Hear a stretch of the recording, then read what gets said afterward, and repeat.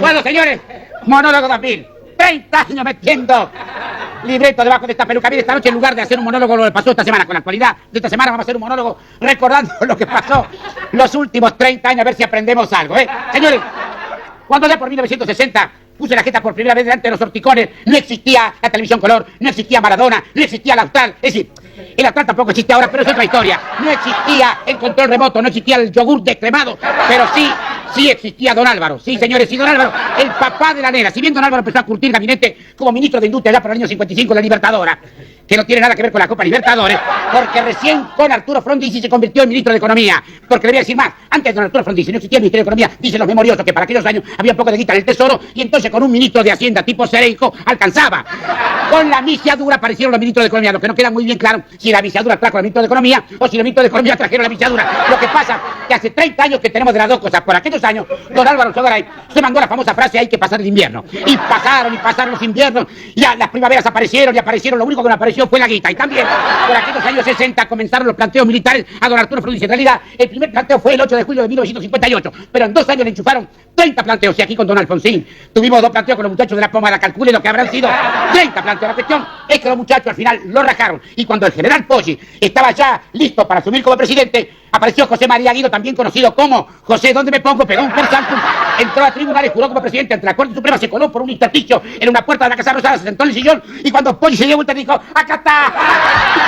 Y quedó de la cuestión es que don Guido trajo a otro prohombre de la economía, don Federico Pinedo, que dijo que hay que hacer las cosas rápido. Se mandó en un solo día una devaluación del 21% y mandó el dólar a la astronómica suma de 99 pesos, moneda nacional de curso legal. Chicos, si ustedes no saben lo que es eso, la moneda nacional de curso legal, pregúntenle al abuelo.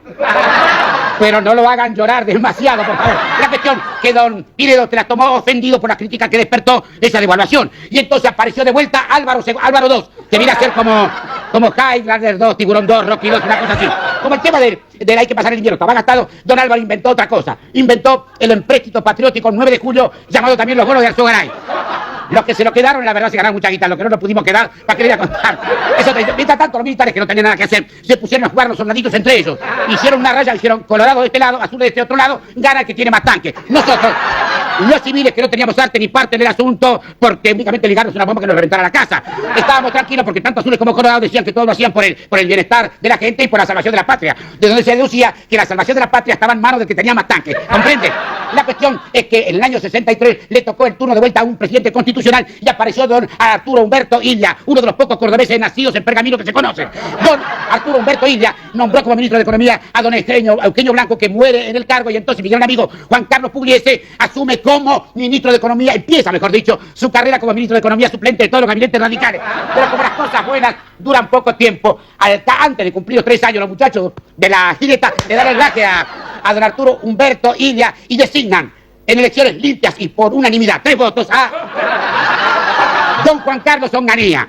El hecho que don Juan Carlos Onganía, en la época del enfrentamiento entre azules y colorados, haya sido azul y legalista y después se convirtió en golpista y de hecho colorado, es porque a veces la gente distingue. La cuestión es que a don Arturo lo rajaron porque decían que era muy lento, que era una tortuga. Ahí tuvimos cacho la culpa a todos porque era sindicato, la CGT le tiraba tortugas en Plaza de Mayo, los medios en contra, los periodistas en contra, los humoristas le hacíamos chistes, era una manga de boludo. ¿Para qué lo voy a contar?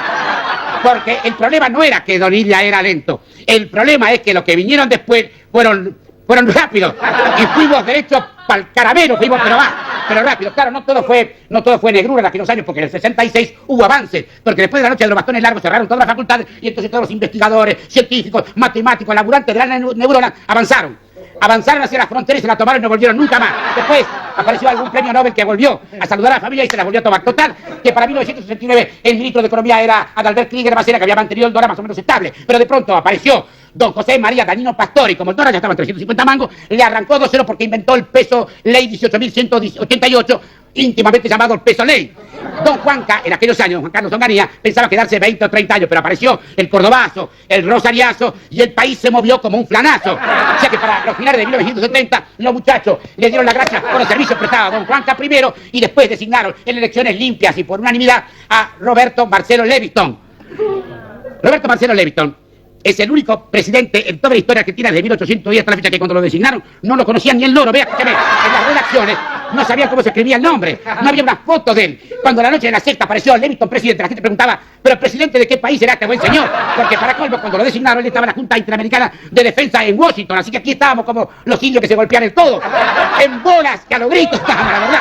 Por fin, don Leviton apareció y dijo, soy el presidente, y se sentó en el sillón a esperar órdenes. Lo que pasa, el problema fue que mientras estaba esperando las órdenes, empezó a jugar un jueguito que decía, pese a todo, yo soy el presidente. Don Lanusse, que era de inmediato superior, no le gustó nada la cosa, pero no se va, no se viene, don Leviton lo destituye a Lanusse escucha eso, casa al tubo y lo destituye a Leviton, y como donde manda teniente general, no manda general de brigada, Leviton volvió rápidamente al anonimato, cansado ya de echar presidente, había echado dos, don Lanusse pensó, para pensar como yo, nadie como yo. Entonces agarró y se nombró presidente sin dejar el cargo de comandante en jefe.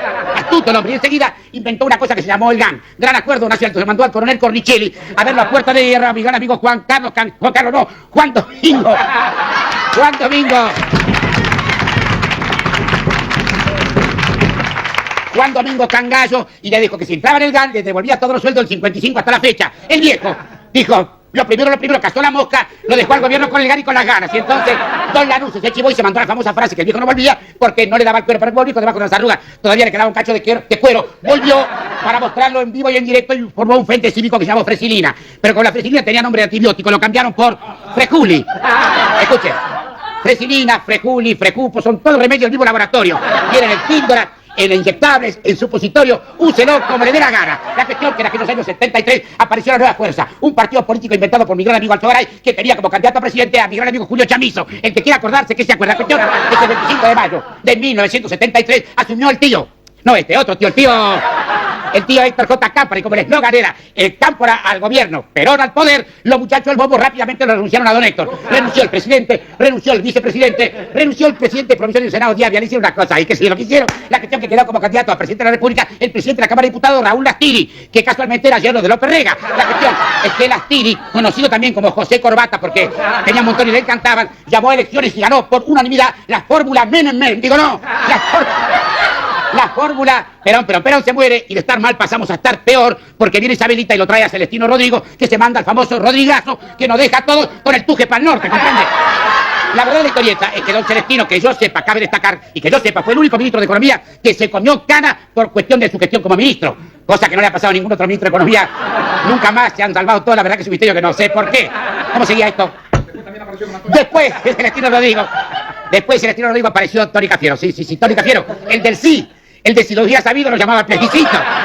Y después de él apareció Mondeni, que Isabel decía no me lo toquen al gordito.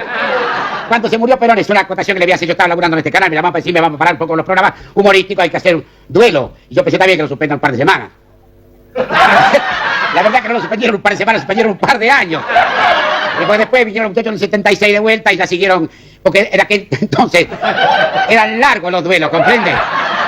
Y así llegamos a la época del proceso donde el ministro de Economía era José Alfredo Martínez de Oz, y el proceso lo voy a pasar por alto porque la verdad que no, mejor no recordarlo, ¿no es cierto? Así que hice un persalto y aparecí en la democracia en 1983 con Alfonsín, Dris, Ponsurril, el Austral, el Desafio, Juan Carlos Pugliese II, el Bolonqui y Jesús Rodríguez, casi como Jesús termina crucificado.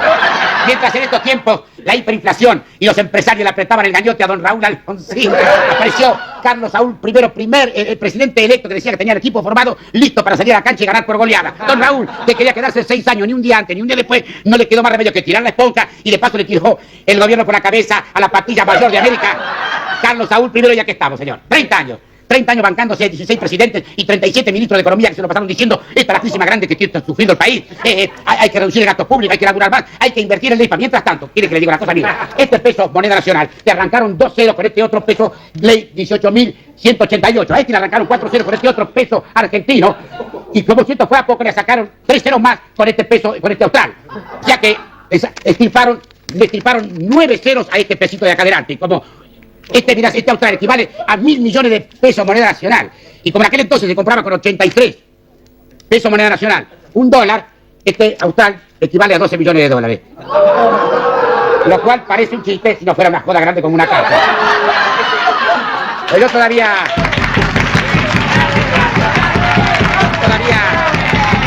tengo confianza, por eso le digo a los políticos y a los funcionarios. No a todos los políticos ni a todos los funcionarios, porque hay que preservar las instituciones. A algunos políticos y a algunos funcionarios que están ahí viéndome, si siguen haciendo las cosas que están haciendo, yo voy a tratar de estar acá todo el tiempo posible para seguir jodiendo. Y para cuidarlos también. Y para preservarlos de la máquina de cortar boludos, porque si pusiéramos la máquina de cortar boludos dentro de la máquina del túnel del tiempo y se pusiera a cortar boludos históricos con retroactividad, otra hubiera sido la historieta hoy. Historieta que como país no creo que nos merezcamos. Esto lo dice mi libretito Santiago Varela. Yo no estoy tan seguro. Un cacho de culpa tenemos también. Por eso les digo, mis queridos chichipíos, a seguir laburando verbú con papas fritas y good show.